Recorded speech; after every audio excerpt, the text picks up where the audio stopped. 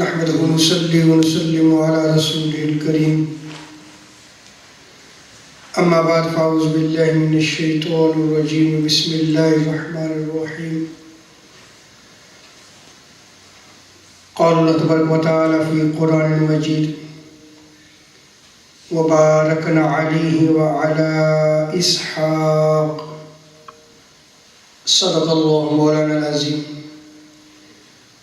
ولا يصلي وسلم دائما أبدا على حبيبك خير الخلق كلهم. اللہ تبارک و تعالیٰ کا بے پایہ لطف و کرم و احسان عظیم ہے کہ جس نے ہمیں اس جمعہ مبارک کی عظیم اور بابرکت محفل میں اکٹھی ہونے کی توفیق عطا فرمائی، اور سب سے بڑھ کر یہ کہ ہمیں دولت ایمان سے بہرامد فرمایا. آج ہمارا موضوع گفتگو تاجدار کائنات صلی اللہ تعالیٰ علیہ وسلم سے صحابہ کرام کا برکت حاصل کرنا.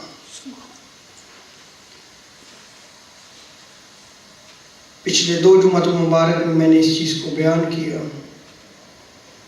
کہ صحابہ کرام تاجدار کائنات صلی اللہ تعالیٰ علیہ وسلم کی ذات مقدسہ سے برکت حاصل کیا کرتے تھے، یہاں تک کہ حضور صلی اللہ تعالیٰ علیہ وسلم کے ساتھ کسی شے کی نسبت ہو جاتی، ان منسوب اشیاء سے بھی صحابہ کرام جو ہے وہ برکات حاصل کیا کرتے تھے.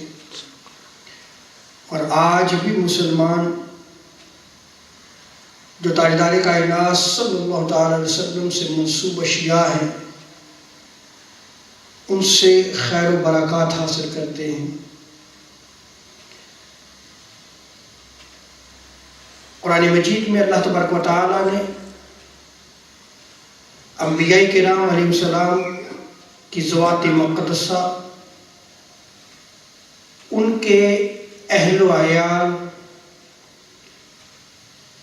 جو ان سے تعلق رکھنے والے تھے، ان کو بھی رب تعالیٰ نے مبارک فرمایا ہے اور بابرکت ہونا بیان فرمایا ہے. جیسے کہ حضرت نوح علیہ السلام اور ان کے متبعین کے لیے اللہ تبارک و تعالیٰ نے قرآن مجید میں ارشاد فرمایا. سورہ ہود ورس 48 میں رب تعالیٰ ارشاد فرماتا ہے، قیل یا نوح، فرمایا گیا اے نوح، اہبط بسلام منا وبرکات علیک، آپ ہماری طرف سے سلامتی اور برکتوں کے ساتھ کشتی سے اتریے.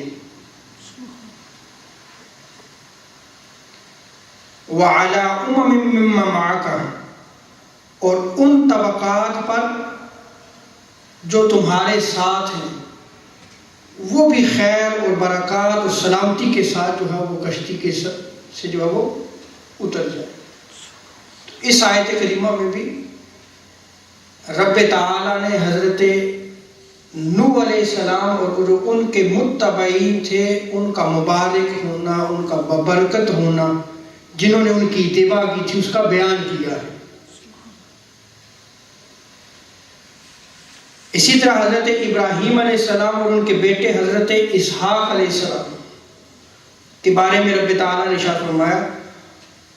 سورہ الصافات ورس 113 میں رب تعالیٰ ارشاد فرماتا ہے وَبَارَكْنَا عَلَيْهِ وَعَلَىٰ إِسْحَاقَ، اور ہم نے ان پر اور اسحاق پر برکتیں نازل فرمائی. اسی طرح حضرت ابراہیم علیہ السلام اور ان کے اہل بیت کے لیے رب تعالیٰ نے قرآن مجید میں ارشاد فرمایا. سورہ ہود ورس 73، رحمت اللہ وبرکاتہ علیکم اہل البیت انہ حمید مجید، کہ اے گھر والوں، تم پر اللہ کی رحمت اور اس کی برکتیں ہوں، بے شک وہ بڑا قابل تعریف اور بزرگی والا ہے. تو اس آیت کریمہ میں حضرت ابراہیم علیہ السلام کے اہل بیت کا مبارک ہونا، بابرکت ہونا جو ہے وہ قرآن مجید میں بیان فرمایا گیا۔ اور آگے دیکھیں کہ اللہ تبارک و تعالیٰ نے حضرت عیسیٰ علیہ السلام کی ذات مقدسہ کو بابرکت بنایا، یعنی حضرت عیسیٰ علیہ السلام سراپا بابرکت تھے،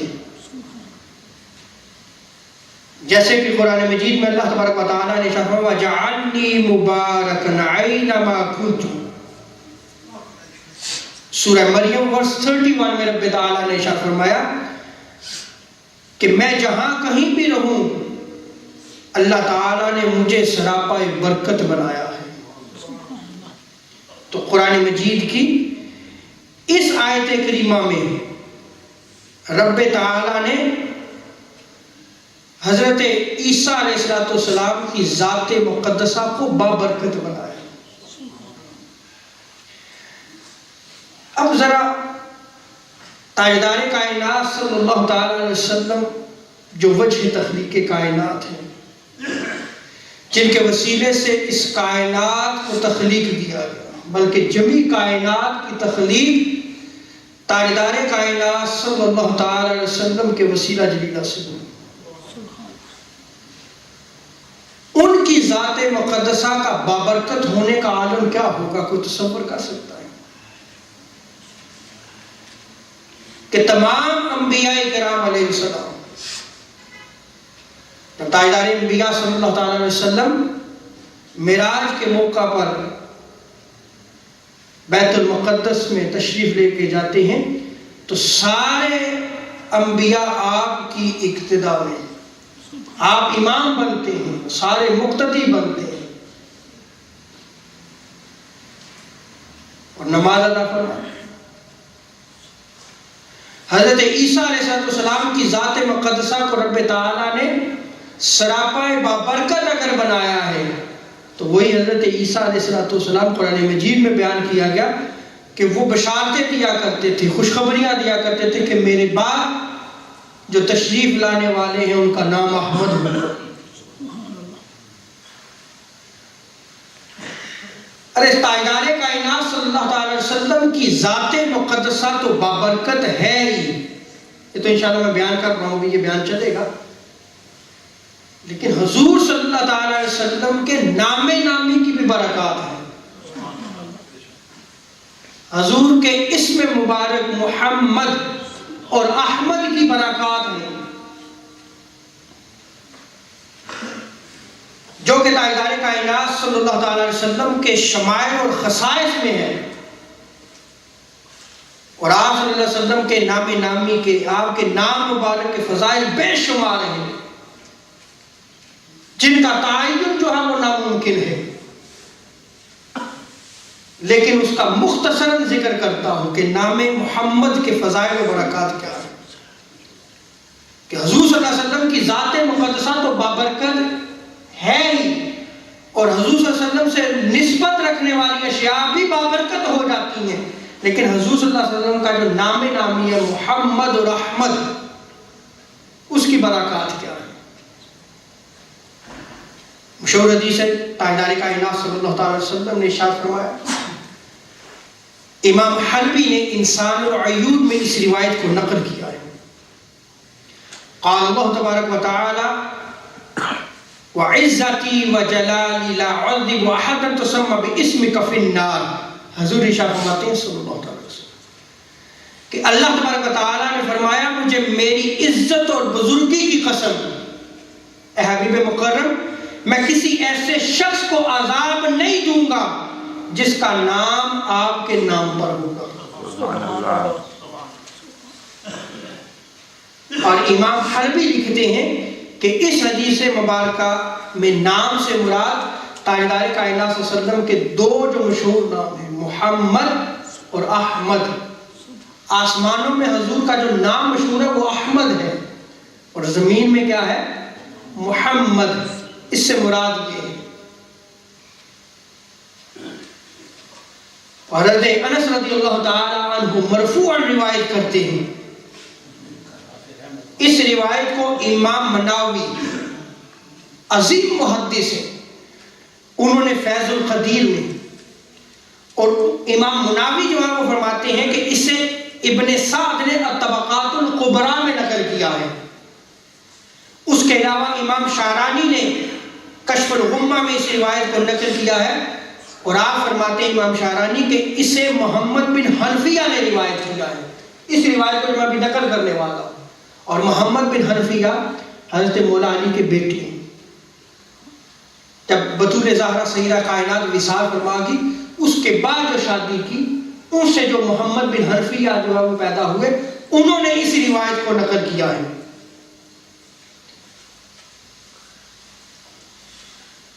ارشاد ہے کہ دو آدمی اللہ تعالیٰ کے حضور حاضر ہوں گے، حضور صلی اللہ علیہ وسلم کا فرمان ہے۔ تو اللہ تعالیٰ انہیں فرمائے گا تم جنت میں داخل ہو جاؤ، کیونکہ میں نے اپنے اوپر لازم کیا ہے کہ وہ شخص دوزخ میں نہیں داخل ہوگا جس کا نام محمد اور احمد ہے۔ سبحان اللہ، یعنی اس نام کی برکات دیکھیں کہ جس شخص کا نام محمد اور احمد ہے، وہ شخص جو ہے وہ جہنم میں نہیں جائے گا، اسے جہنم میں داخل نہیں کیا جائے گا۔ اور دوسری روایت میں آتا ہے، اس روایت کو امام حلبی نے انسان العیون میں نقل کیا ہے کہ روز محشر ندا دینے والا ندا دے گا کہ اے محمد جنت میں داخل ہو جاؤ۔ پس ہر وہ شخص جس کا نام محمد ہوگا وہ یہ سمجھتے ہوئے اٹھے گا کہ شاید مجھے جو ہے وہ پکارا گیا ہے، مجھے ندا دی گئی ہے۔ یہ حضور صلی اللہ علیہ وسلم کے نام نامی کی برکت ہے، حضور صلی اللہ علیہ وسلم کے نام کی کرامت ہے کہ وہ سارے کھڑے ہو جائیں گے۔ رب تعالیٰ فرمائے گا جاؤ جن کا نام میرے محمد کے نام پر ہے وہ جنت میں داخل ہو جائے۔ اور حضور صلی اللہ علیہ وسلم نے ارشاد فرمایا، اس روایت کو امام شعرانی نے کشف الغمہ میں، امام مناوی نے فیض القدیر میں، امام عجلونی نے کشف الخفا میں، امام حلبی نے انسان العیون میں اس روایت کو نقل کیا ہے۔ حضور صلی اللہ علیہ وسلم ارشاد فرماتے ہیں کہ جب تم کسی کا نام محمد رکھو تو اسے مارو نہیں،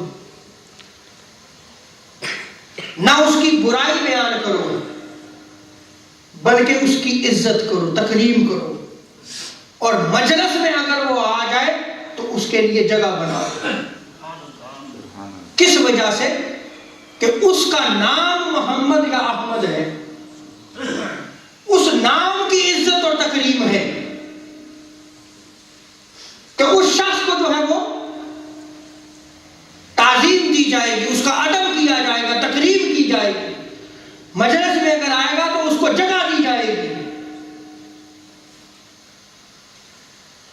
اور ایک اور روایت میں آتا ہے، اور اس روایت کو امام شعرانی نے کشف الغمہ میں، امام حلبی نے انسان العیون میں نقل کیا ہے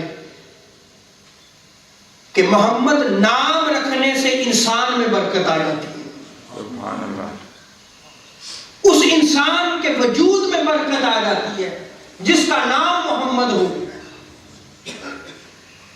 اور جس گھر میں یا جس مجلس میں محمد نام کا شخص ہو وہ گھر اور مجلس بھی بابرکت ہو جاتی ہے۔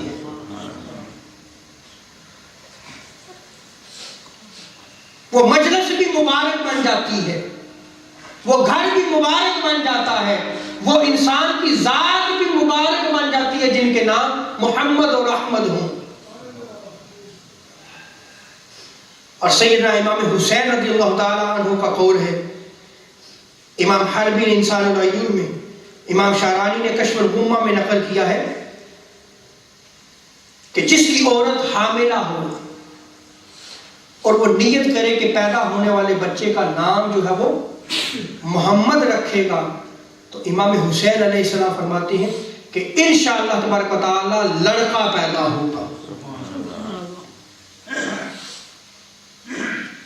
اور آگے دیکھیں حضرت عطا تابعی وہ فرماتے ہیں کہ ابن وہب کا کہنا ہے کہ میں نے اپنے 7 بچوں کا نام دوران حمل ہی، یعنی ان کی زوجہ جو ہے وہ بھی حاملہ تھی، پیریڈ جو پریگننسی کا تھا، تو نیت کی کیا کہ جو بھی پیدا ہوگا میں نام محمد رکھوں گا. کیا نام رکھوں گا؟ محمد. ابن وہب فرماتے ہیں کہ اس کی برکت سے سب لڑکے پیدا ہوئے. بس میں نے وہ نیت کی تو سارے کے سارے کیا ہوئے؟ لڑکے پیدا ہوئے. اس نام محمد کے اتنے فضائل و برکات ہیں. اور سیدنا علی رضی اللہ تعالیٰ عنہ فرماتے ہیں کہ تاجدار کائنات صلی اللہ علیہ وسلم نے فرمایا کہ کوئی قوم جو ہے وہ مشورے کے لیے اکٹھی ہوتی ہے، جمع ہوتی ہے. ابن سعد نے طبقات الکبریٰ میں نقل کیا ہے، امام مناوی نے فیض القدیر میں نقل کیا ہے. اور اس مجلس میں جو وہ اکٹھی ہوئی ہے مشورہ کرنے کے لیے، محمد نام کا کوئی شخص نہ ہو تو حضور صلی اللہ تعالیٰ علیہ وسلم ارشاد فرماتے ہیں کہ ان کے کام میں برکت نہیں ڈالی جاتی، کیونکہ اس میں جو محمد نام کا شخص نہیں ہے. اور حضرت محمد بن عثمان عمری اپنے والد سے روایت کرتے ہیں، تاجدار کائنات صلی اللہ تعالیٰ علیہ وسلم نے ارشاد فرمایا کہ تم میں سے کسی کو کوئی نقصان نہیں پہنچا سکتا اگر اس کے گھر کے افراد میں ایک یا دو یا تین شخص جن کے نام محمد ہو. اس نام نامی کی برکت سے جو وہ اس گھر والوں کو کوئی نقصان نہیں پہنچا سکتا. اور حضرت جابر رضی اللہ تعالیٰ عنہ نقل کرتے ہیں کہ تاجدار کائنات صلی اللہ تعالیٰ علیہ وسلم نے ارشاد فرمایا، خطیب بغدادی نے اس روایت کو نقل کیا ہے، انسان العیون میں بھی اس روایت کو نقل کیا گیا ہے. حضور نے فرمایا کوئی بھی دسترخوان جو کھانے کا ٹیبل ہوتا ہے، کوئی بھی دسترخوان جس پر کھانا کھایا جائے اور وہاں میرا ہم نام بیٹھا ہو، یعنی جس کا نام محمد یا احمد ہو بیٹھا ہوا ہو، تو حضور شاہ فرماتے ہیں کہ فرشتے ہر روز 2 مرتبہ اس دسترخوان کی تعریف کرتے ہیں. سبحان اللہ. اور امام حلبی نے انسان العیون میں نقل کیا ہے کہ جس کی بیوی حاملہ ہو اور وہ بچے کا نام رکھنے کا ارادہ کرے تو اللہ تعالیٰ اسے جو ہے وہ بیٹا عطا کرے گا جو دوران حمل جو ہے وہ نیت کر لے کہ میں نام محمد رکھوں گی. اللہ اکبر. اور آگے آپ امام مناوی جو امام حلبی فرماتے ہیں کہ وہ اللہ تعالیٰ پر بھروسہ رکھے جس کے ہاں جو ہے وہ بچے نہیں پیدا ہو رہے، بچیاں ہو رہی ہیں، وہ نام محمد کی نیت کر کے تو رب تعالیٰ جو ہے وہ اس کو بچہ عطا فرمائے گا، لڑکا عطا فرمائے گا. اور آگے دیکھیں کہ روز قیامت ہر شخص کو اس کے نام سے پکارا جائے گا، ہر شخص جو اس کا نام ہے. لیکن حضرت آدم علیہ السلام کو جب پکارا جائے گا تو ابو محمد کہہ کے پکارا جائے گا. کس نام سے؟ ابو محمد کے نام سے پکارا جائے گا. یہ حضور صلی اللہ تعالیٰ علیہ وسلم کی تعظیم کے اظہار کے، تقریب کے اظہار کے لیے جو ہے اس روز ابو محمد کے نام سے پکارا جائے گا. یہ مختصر روایات میں نے آپ کے سامنے رکھی ہیں کہ تاجدار کائنات صلی اللہ علیہ وسلم کی ذات مقدسہ تو بابرکت ہے ہی، حضور کے نامی میں بھی جو وہ خیر و برکات ہے. حضور کا نام بھی مبارک ہے. اور تاجدار کائنات صلی اللہ علیہ وسلم کے جسم اقدس سے صحابہ برکت کیسے حاصل کیا کرتے تھے؟ آئیے ذرا کتب احادیث میں احادیث کا مطالعہ کرتے ہیں کہ صحابہ کرام کیسے حضور کے جسم اقدس سے جو ہے وہ برکت حاصل کیا کرتے تھے. حضرت انس بن مالک کا جو ہے وہ بیان ہے کہ ایک دیہاتی حضرت ظاہری میں واقعہ بیان کیا تھا. حضور صلی اللہ علیہ وسلم بازار گئے تو وہ اپنا سامان بیچ رہے تھے. حضور صلی اللہ تعالیٰ علیہ وسلم نے پیچھے سے جو ہے وہ مانکھا کر رہے پکڑ لیا اسے. انہوں نے کہا جی کون ہے؟ مجھے چھوڑیں، کون ہے؟ تو جب دیکھا کہ تاجدار کائنات صلی اللہ تعالیٰ علیہ وسلم ہے تو اپنے جسم اقدس کو حضور کے جسم اقدس کے ساتھ مس کرنا شروع کر دیا.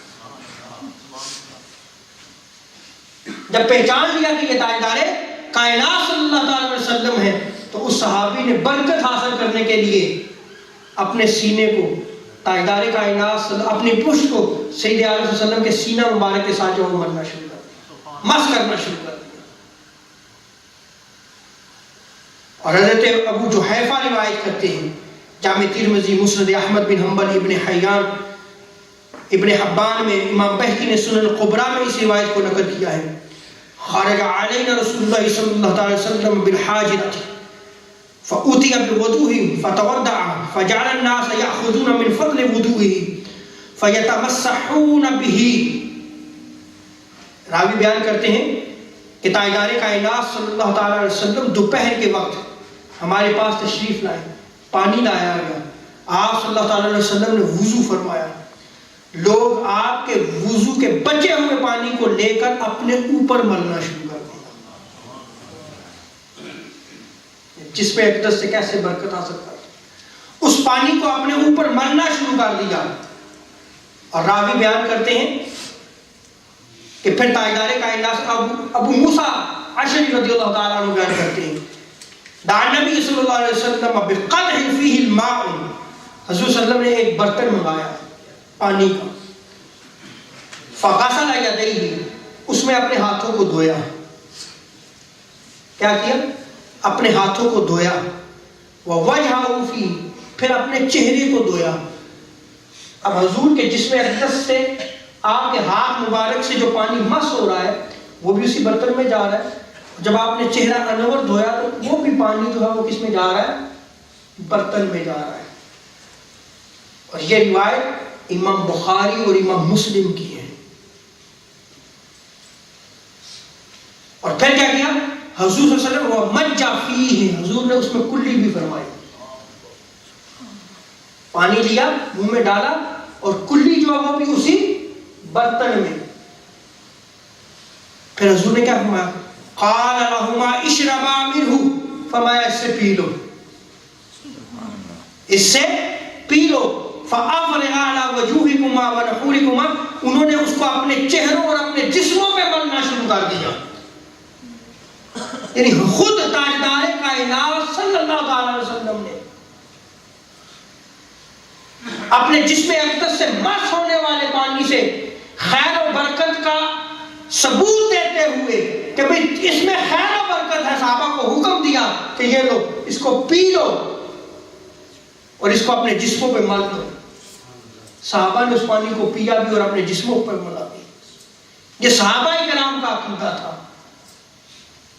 اور آج جس پرفتن دور میں ہم زندگی بسر کر رہے ہیں، حضور سے نسبت رکھنے والی اشیاء کا اگر ہم ادب کرتے ہیں تو ہمارے اوپر فتوے لگائے جاتے ہیں. کہا جاتا ہے جی یہ کون سی شریعت ہے؟ ارے صحابہ کا عقیدہ دیکھو. اسی لیے میں اکثر کہا کرتا ہوں کہ اگر عقیدہ لینا ہے تو قرآن و سنت سے ہو، اسلاف امت کو سمجھو. یہ جو 200 سال میں جو نئے عقیدے نئے بن کے آ رہے ہیں ان سے عقیدہ نہ لو. وہ جو ظاہر قرآن و سنت کی بات کرتے ہیں لیکن حقیقت وہ قرآن و سنت کے خلاف ہے. وہ جو نظریہ دے رہے ہیں وہ قرآن و سنت کے خلاف ہے، تاجدار کائنات صلی اللہ علیہ وسلم کے عطا کیے ہوئے دین کے خلاف ہے. اور صحیح بخاری اور صحیح مسلم کی روایت میں آتا ہے کہ حضرت ام سلمہ نے جب یہ دیکھا تو پردہ ہٹایا اور حکم دیا ہے بیٹو اس پانی کی برکت میرے لیے بھی سنبھال کے رکھو، اس پانی کی برکت میرے لیے بھی سنبھال کے رکھو. اور حضرت ابو جحیفہ سے روایت ہے کہ میں نے تاجدار کائنات صلی اللہ علیہ وسلم کو چمڑے کے ایک سرخ خیمے میں دیکھا جس میں حضور صلی اللہ علیہ وسلم جو ہے وہ تشریف فرما تھی. اور حضرت بلال کو حضور صلی اللہ علیہ وسلم کا استعمال شدہ پانی لیتے ہوئے دیکھا جو حضور استعمال فرما چکے تھے، اس پانی کو حضرت بلال حاصل کر رہے ہیں. یہ روایت بھی بخاری کی روایت ہے. اور میں نے دیکھا کہ لوگ آپ کے استعمال شدہ پانی کے حصول کے لیے کوشش کر رہے ہیں. جسے کچھ مل گیا اس نے اپنے اوپر مل دیا، اور جسے ذرا بھی نہ ملا وہ صحابی دوسرے صحابی جس کو وہ پانی میسر آ گیا تھا، مل گیا تھا، اس کے ہاتھ پر ہاتھ مل کے جو ہے وہ اس سے برکت حاصل کر رہا ہے۔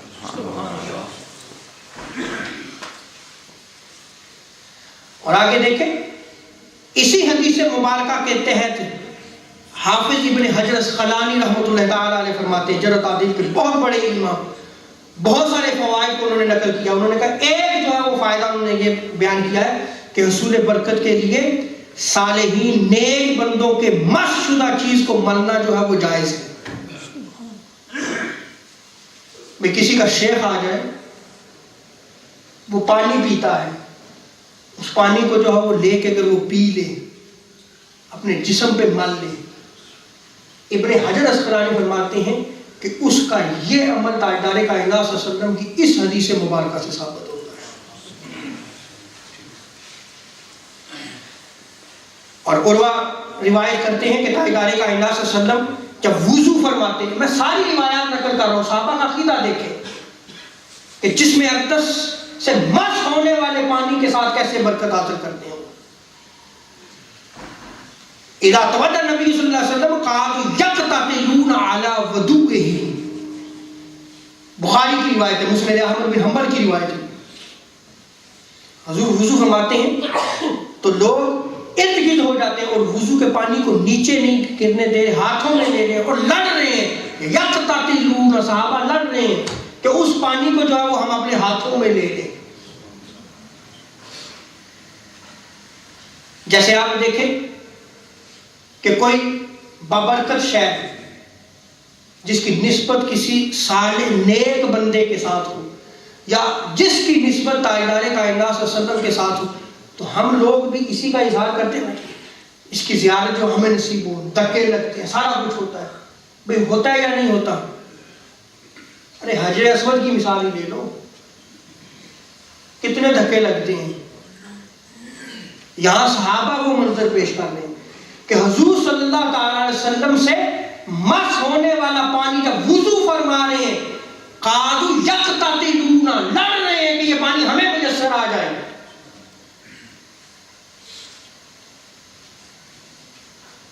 اور آگے حضرت ابو جحیفہ روایت کرتے ہیں، یہ روایت بھی مسلم شریف میں ہے، امام بہقی نے سنن الکبریٰ میں فرماتے ہیں کہ میں مکہ مکرمہ میں حضور صلی اللہ علیہ وسلم کی خدمت اقدس میں حاضر ہوا۔ اس موقع پر حضرت بلال حضور صلی اللہ علیہ وسلم کے وضو کا بچا ہوا پانی لے کر باہر نکلے، یعنی پانی کو بھی محفوظ کر رہے صحابہ کرام، اس بچے ہوئے پانی کو لے کر باہر نکلے تو لوگ دوڑ پڑے کہ اس پانی کی برکت کو ہم حاصل کریں۔ اب جس جس کو میسر آ رہا ہے اس نے اپنے جسم کے اوپر ملنا شروع کر دیا۔ ایک اور الگ روایت ہے، یعنی کئی مواقع پہ یہ عمل ہو رہا ہے، ایک موقع نہیں ہے۔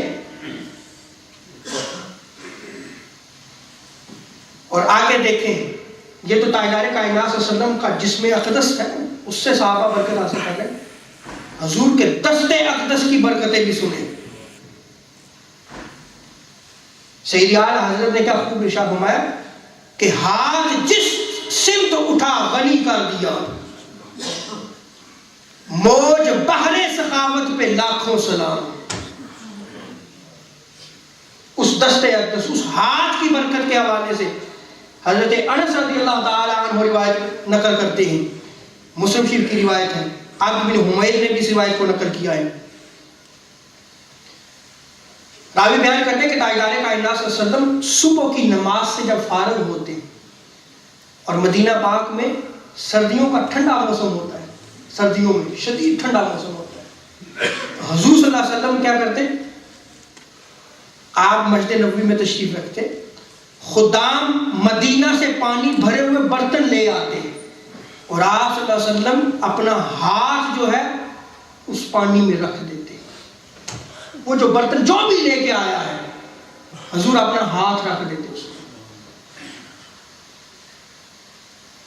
راوی بیان کرتے ہیں بسا اوقات سرد موسم کی صبح بھی ایسا ہوتا اور تاجدار کائنات صلی اللہ علیہ وسلم جب اس ٹھنڈے پانی میں اپنے ہاتھ جو ہے وہ ڈبو دیا کرتے تھے۔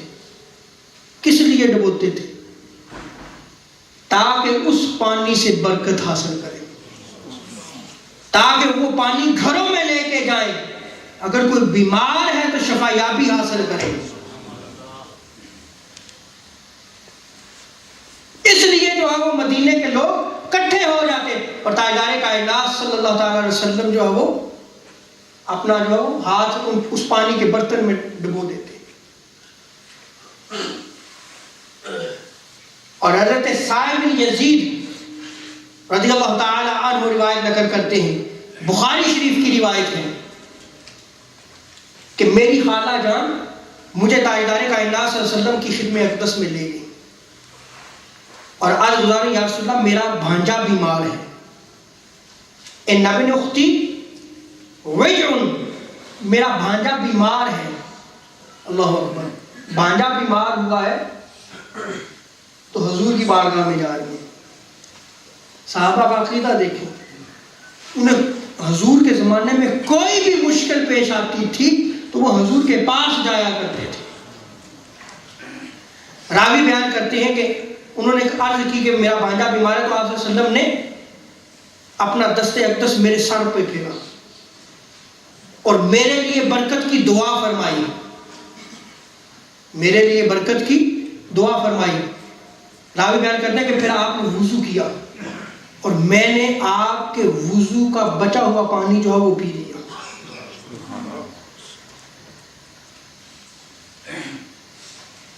اور حضرت زیاد بن عبید جلیل القدر صحابی ہیں، حضرت حنظلہ رضی اللہ تعالی عنہ کے حوالے سے بیان کرتے ہیں کہ ایک دفعہ ان کے والد تاجدار کائنات صلی اللہ علیہ وسلم کے پاس انہیں لے گئے اور کہا کہ ان کے لیے دعائے برکت فرمائیں، ان کے لیے دعائے برکت فرمائیں۔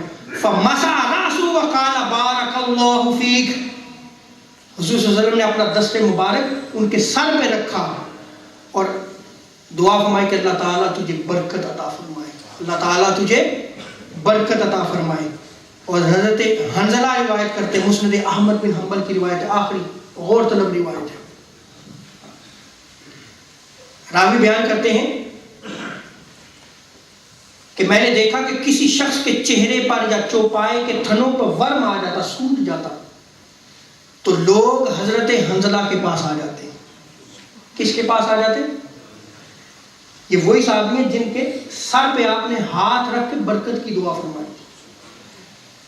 اب ان کے جانور بیمار ہوتے یا وہ خود بیمار ہوتے، ورم آ جاتا، سوزش ہو جاتے، تو کیا کرتے؟ وہ حضرت حنظلہ صحابی کی بارگاہ میں آ جاتے، تو آپ کیا کرتے کہ آپ اپنا ہاتھ جو وہ اپنا اس میں لعاب دہن ڈال کر بسم اللہ الرحمن الرحیم پڑھ کر اپنے ہاتھ کو اپنے سر پر رکھ لیتے، اس جگہ جس جگہ تاجدار کائنات صلی اللہ علیہ وسلم نے اس کو چھوا تھا۔